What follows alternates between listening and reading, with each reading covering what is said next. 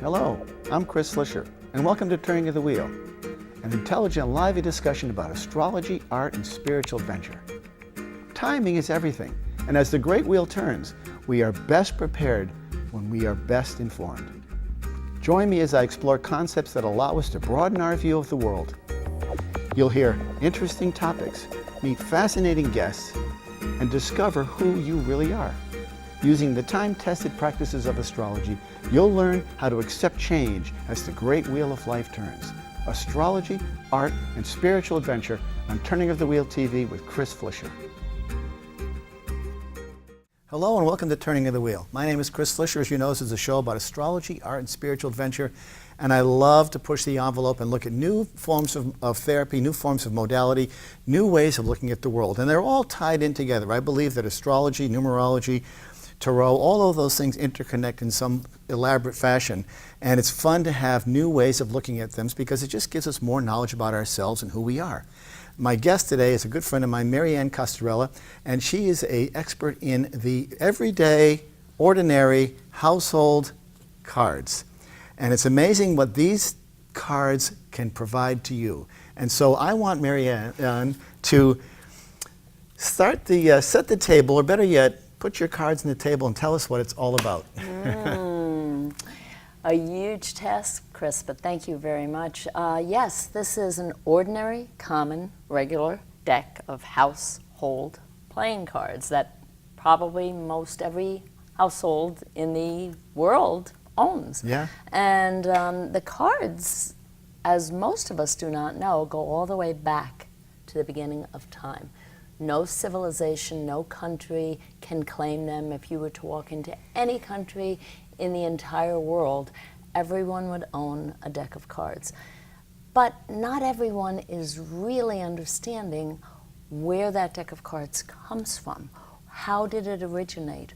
Why do we play with the deck? Mm-hmm. And it is understood that this deck of cards, as common as it is to most households, was never really meant to be played with. So we play with them. We make up games, canasta, pinochle, poker, but that really was not the original purpose of the common deck of playing cards.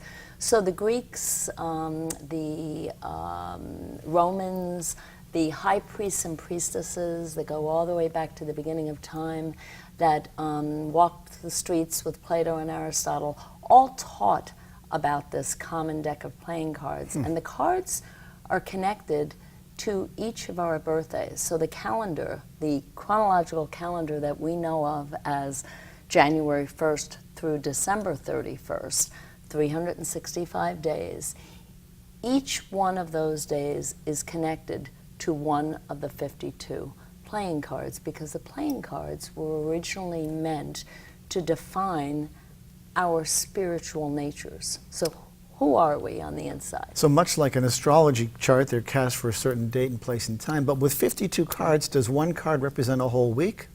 One card represents, no, not necessarily a whole day. And then that card is repeated depending in a very random-like way. So we cannot make a scientific conclusion as to which cards necessarily inhabit which days of the year. But I can tell you this, which grabs most people, and most people say, I never knew that. There are 52 weeks in our, what we understand to be our year. Absolutely, yeah. Right? There are 52 cards in this common deck of playing cards.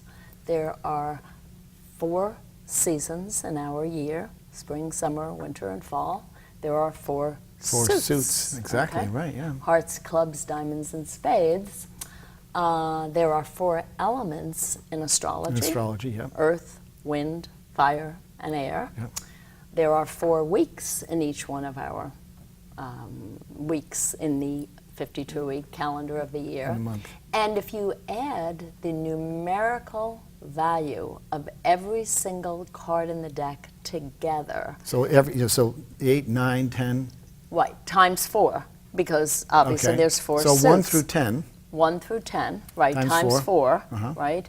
Then Jack, Queen, and King times 4. Jack is given the numerical value of 11. Okay. Okay, because the 10, then the Jack, which is 11, the Queen, which is 12, and the King, which is 13. So if I multiply 4 for 4 suits times each one of those cards, I arrive at 365. Okay, 365, an odd number. 365. Interesting. Yeah, I mean, and a number that correlates with the chronology of what we know to be our year. But yeah, and it's interesting because the wheel is 360 degrees, which is indicative of the geometry of the universe. yes, And so the cards, when you add them all up numerically, so you're talking about adding all the 1s, the 2s, the 3s, all the way through the whole deck of times 4, that's right. that comes up with 365. Yes, it does. And so each card is assigned to a birth date or date. That's right. Wow, interesting. Absolutely. Now, is there a pattern across the cards that aligns them with the elements, for example? Or is there no connection that way? Is No it pretty connection. random? Pretty random. I mean, I would venture to say not spiritually random, so that whoever devised our way of understanding the cards as almost, I would call them the architectural blueprint of life. So we don't understand necessarily why certain cards are connected with certain birthdays. Oh, interesting. Why different cards have, you know, more birthdays, or why some birthdays are connected to less cards. It's one of those mysteries, I guess, of this. But do you find a particular system. commonality between the, let's put it, if you're within a suit, do you find a certain characteristic that's attributed to the suit? Oh, very definitely. So, what are the suits? Why don't you describe that for us? Because that's like the elements to me. That is like the elements, and the suits really define the value system that each individual person came to this plane of Earth to manifest. Okay. So hearts, the hearts of the deck, are considered to be the children, and they represent the element of fire. Okay. So as children, very spontaneous, very emotional, sometimes to the dislike of adults. You know, gee, stop crying, or I'll give you something to cry about. So kind of, you know, emotional, spontaneous, creative. You know, initiators, so striking the match, so that fiery element. Impulse. Passion. Exactly. And heart people come here because what they most want to learn about, what is most important to them, is relationship, is the meaning of you and me together. Right. What is relationship? What is love about? So heart people come here to really explore love in many, many different ways, and their lessons are always connected to the art of learning relationships. So it's no small coincidence that they're given the heart as the... No small coincidence, metaphorically, symbolically. Yeah, absolutely. Yes. And the quotation, young at heart. So if you were to meet a heart person, even if that person were 87 years old, they would manifest and emanate a sense of youth to their nature. A childlike quality. Innocence, perhaps. Exactly. Yeah. Spontaneity. Yeah, yes. right. Wow, that's absolutely. great to know. Yeah, regardless of the age of the body that they happen to be inhabiting at the time. Clubs, on the other hand, are the exact opposite of hearts. Clubs are more focused on the value of the mind, that which is housed in the head. And what element do they represent? And they represent, of course, earth. Earth. Can I see, touch, taste, feel it? Is very it tactile, here? Very tactile. You know, very, very much so. Very tangible. So a club would probably be known for many of the systems, a hospital system, a lab report. A builder, a farmer. That's exactly right. Anywhere where I can see tangibility. Right. And clubs like a lot of communication, and they're focused very much on what feeds their head, which would be knowledge of any kind. So give me information, and the more information you give me, the more insatiable I am for more information. Yeah. So what can you continue to feed me? So clubs are oftentimes not very comfortable with the realm of the heart, and they represent the adolescence of life. They're more pragmatic, and they're in that sort of that chilly stage of the adolescence. That's right, in between leaving the home where the heart was, And before they become adults, so now I'm off looking at this buffet table of classes and courses and schooling that I want to do that's going to continue to feed my That's head. interesting, yeah, I can see that. And there's very much that adolescence, you know, so they sort of represent the stages of growth too. If you start out with baby, That's right. adolescence, and getting into midlife, and then beyond to the... That all is the- what this represents. So the seasons of life, You're you right, know? of course, I very mean, much to so. everything there is a season. Yep. So the season of all of our lives started to be the heart, you know, in childhood, and then moved into the club, going to school. And now, after we have received a certain amount of knowledge, theoretically, most of us want to see how that knowledge is going to manifest on this plane. So show me the money. Hence the diamond suit, which represents the adults of the deck. So the diamonds are very focused on value. How can I be of value in my life? And then if I show you how I am of value to you, then you will show me the money, so to speak. And that's sort of when a person would reach their culmination of their career, so they'd be in a mode of earning money and Yes. providing at that point in time. Very And true. does that apply to the air? Yes, and that applies to the rationality of air. Yes, to that sense of now I'm adult, I'm manifesting a rational approach to my life. I have put all of my club-like knowledge and perhaps my heart-like leanings that I learned at the beginning of my into this value of diamond, which may be pursued in the area of, I don't know, engineering, teaching. What gives me value, and then in turn, how can I help the planet be of value? Well, certain people are also born with a certain predestination, I believe, of Yes. a propensity towards a certain characteristic. You know, some people are more scientifically oriented, some people are more artistically oriented. So Yes. that would speak to that. Very much so, very much so.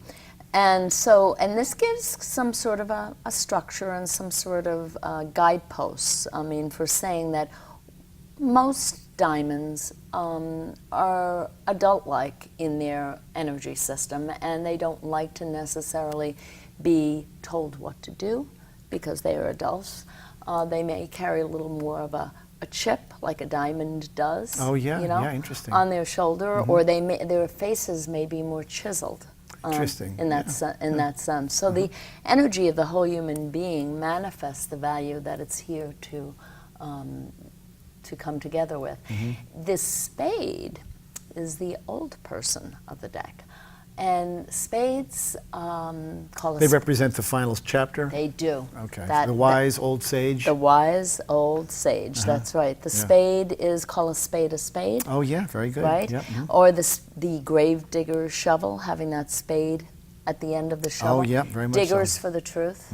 So what is this all about? How can I make my work my lifestyle? How can I transform myself through the work that I do? Absolutely. You know, So these are big thinkers. These are people who are not, they've sort of experienced quite a bit. Even at birth, they probably come into the world with a huge sense of innate knowledge already about depth. so true. Very Very, depth, yeah. very true. Old before their years. Old before their years, exactly, Yes, yeah.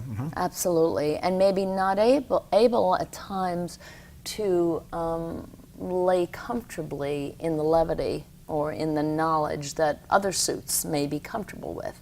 The spade wants to dig deeper, and so Right. the element that is associated with the spade is water.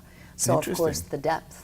The depth You of know, water, the right? depth. Still waters run deep. Still waters, that's right. And so they're in that quality. I also associate water with the ability to have the sense of, you know, obviously depth, intuition, sort of emotions, empathy. Those are Yes. all words that I resonate with when it comes to water. But Very that definitely. overarching sense of depth, and water is a great equalizer too. So there's a sense of pervasive quality that goes with it that sort of brings into that, you know, equality piece. But it's all about depth. It is. And so that raises the next question. When you look at the array of the four suits, do you see more of one, how do the birthdays distribute out? I mean, is 365 days divided equally by 4? Oh, no.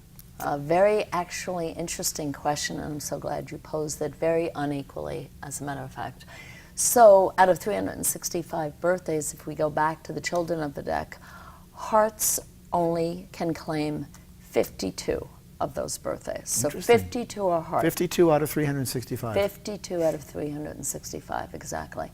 Clubs, however, can claim 133 Wow. birthdays. Interesting. A lot of clubs on the planet, a lot of clubs, yes. And diamonds, 131. So diamonds and clubs are neck and neck with the most amount of people on the Interesting. planet. And then finally, spades, 49. So spades Wow. are the least amount. So it's really interesting. So there's not, you know, the average person would probably think of this as a deck of cards, 4 suits. We divide it by 4. Everybody's going to get, you know, a percentage of it, 80 something, whatever. Correct. Or whatever. 4 into 360 is what? 90. 90, something. yes. Yeah, you think it would be that even, but it's not even. It's a really clear distinction. What do you think is the attribute? What attributes that? Well, I mean, do you see a difference in the spades, who are the slowest and the lowest number? And you mentioned earlier that they are the ones that are the deepest. Is that They are. indicative of that type of person? I mean, I think it is indicative. I mean, my conclusion is that there's the least amount of heart and soul on this planet. If I think about the heart representing the emotional piece and the spade representing the spiritual piece. So when you say heart, you don't mean the suit of heart. You mean the actual physical emotion of heart. I do. Okay. I mean the actual So you emotional think the part. spades have more heart and soul, or I do. or they run deeper? I think they run deeper. I think spade includes all of the suits. So it Oh, is interesting. inclusive of the other 3 suits. Mm-hmm. And I think in that inclusiveness, there comes more depth because, I mean, it's sort of, I think would be correct to say that the spade has been through all of the suits of life. Okay. Whether, obviously, like myself, I am a spade. I came in as a spade. Mm-hmm. However, does that mean that I have lived other lives where I've been other suits? Perhaps. I don't know that. Or was it my destiny? Well, it seems as if you're saying that the spades have a sort of a accumulated amount of intelligence or empathy or feelings towards depth. So therefore, in order to have that experience, you'd have to, in order to have depth, you have to live a certain life. You have to walk a certain walk. You have to really experience it. You can't. Yes. You have to walk those shoes, so to speak. You got to wear those shoes in order to feel what it's like to live that. So That's it does make sense. In a theoretical method, that they would be the accumulation of all of the other signs. Yes. But what does that say about the other signs, and why are the diamonds and the clubs so pervasive? Are there more are more people, and what character of the diamonds and the clubs do we find? What does that say about those people, or as a generational, or as a group? Does it make them more superficial? I mean, that sounds like the wrong word. Well, I mean, yes, I think certainly there's a connotation to superficiality and or mundane, perhaps. mundane, and I think that we are on a mundane plane, that if we all believe that we are spiritual beings, which I believe, Right. that we're spiritual beings and we come here to have human experiences, that the club and the diamond really embrace the seriousness of that, and they come here to be of this plane, to understand this plane, to continue life on this plane, because it's through the knowledge that a club is able to continue to pursue and perhaps expand on and embrace scientifically and in all sorts of ways where clubs rule the roost. So And you know, to in speak. some ways, you just made me think of something. They may very well be sort of the laboratory where the knowledge is derived from, because they're the ones that are out there doing things. it. And then That's that's right. the spades that are watching them saying, look at what's happening as a result by doing this or doing that. They're the ones that are sort of observing from a different perspective. Yes. Down on what's happening in this, you know, sort of societal laboratory where we see the action happen. This is because the diamonds and the clubs are very action oriented, aren't they? I mean, Very much so. they're the ones that are they're the doers, and That's right. Yeah. That's right. And the manifestors. And I, you know, I guess simplistically, if there were to be a painting behind us, and I were to have the perspective of each suit walk up to that painting and say, what do you think about that painting? the heart would walk up to the painting and pose a question, something like, I wonder what the artist was feeling when he drew that picture. Oh, interesting. The club would enter and look at the picture and say, I wonder what the artist was thinking when he drew that picture. Difference. The diamond would say, I wonder how much that picture is worth.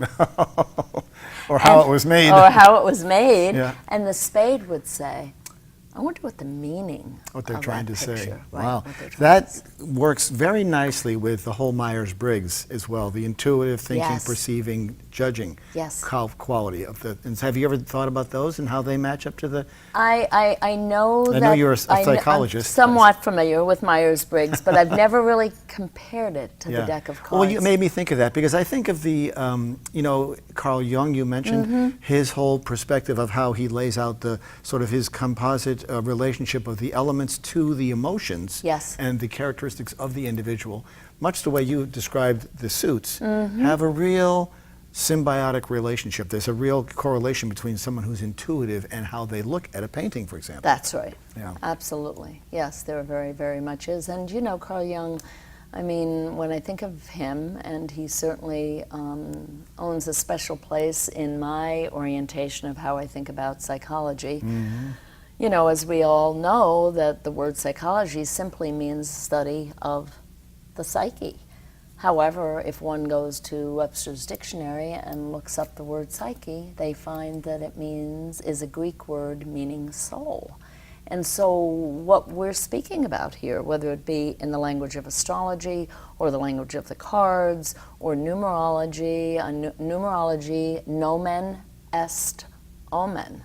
The name is the destiny. Oh, the destiny, yeah. And so if we think about all of that, what are we studying? We are studying the soul.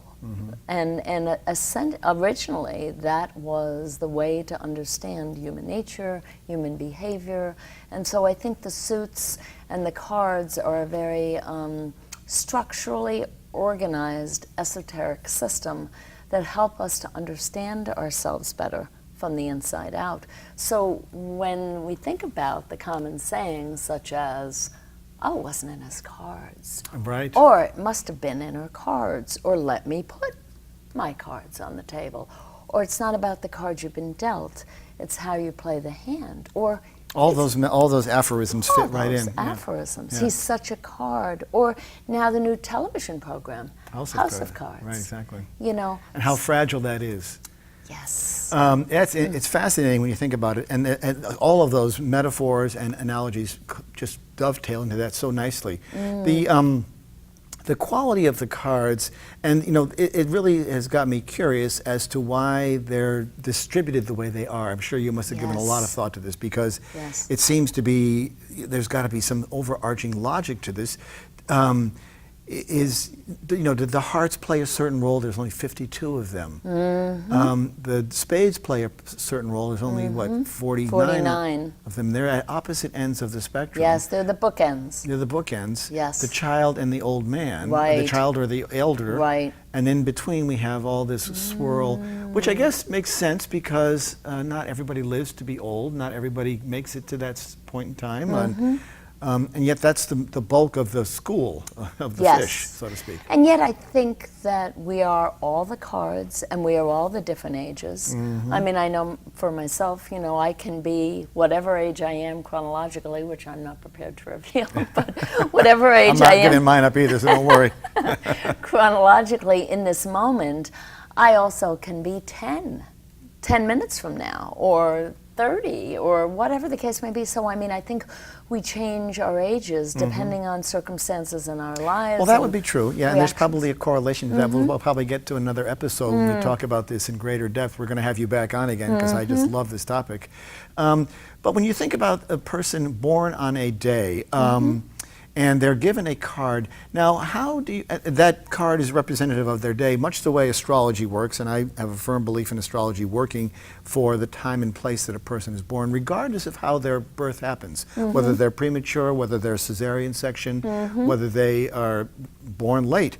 There's a reason why they came in at the time that they came in. That's right. The same thing must apply to your modality as Very well. definitely, because I mean, I believe, as in most esoteric knowledge, and the cards is not any different, that a soul chooses the date of birth. And in choosing that date of birth is connected to certain cards, and those cards dictate a curriculum while that soul is here. A curriculum, sort of their journey. That's their That's path. So when someone is born, you're sort of saying that these are your operating instructions. Mm-hmm. This is what you've been brought here to do. Mm-hmm. You chose this time to be here. Correct. You think you chose your parents as well, and your whole environment, and your source of experience. So there is predestiny involved with that, yes, obviously. Yes. But also with predestiny has to include an element of free will choice. As well, mm-hmm. and choice, and it does, right? Very definitely. I mean, it's not about the cards you've been dealt, how you play the hand.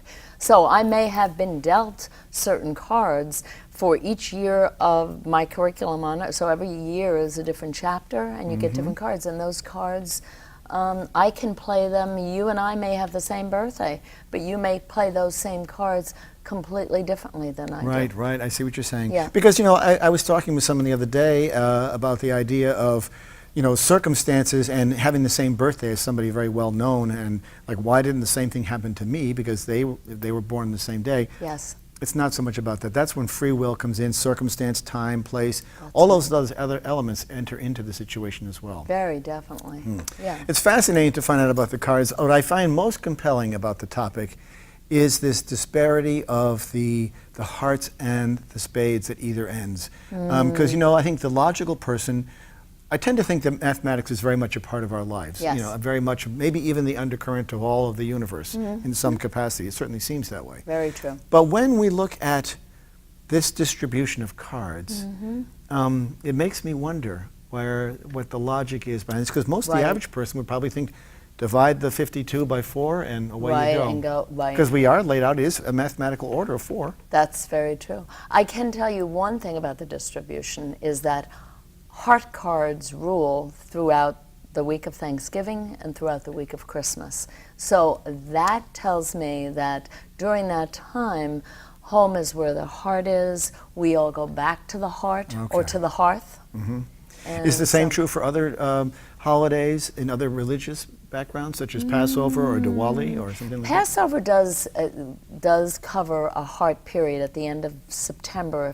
Actually, Passover is during the Easter time. I don't know, because Passover varies. Well, it may depend upon the traditions as well. There may be some other connection in there. Yes, I can't speak to that, but I can speak to Christmas and to Thanksgiving. Those are heart periods of time. And Jesus Christ was believed to have been born on December 25th, although someone just told me recently that that was not his real birthday, so I don't know about that, but I understand it to have been the 25th. Must be one of those birthers that are out there. Exactly. Well, this has been a fascinating discussion. I want to get you back on again at some point in time to continue our discussion and maybe get into a little more granularity about the individual suits. Absolutely. Especially, what makes a spade, what makes a club, and perhaps some of the more granular characteristics about them.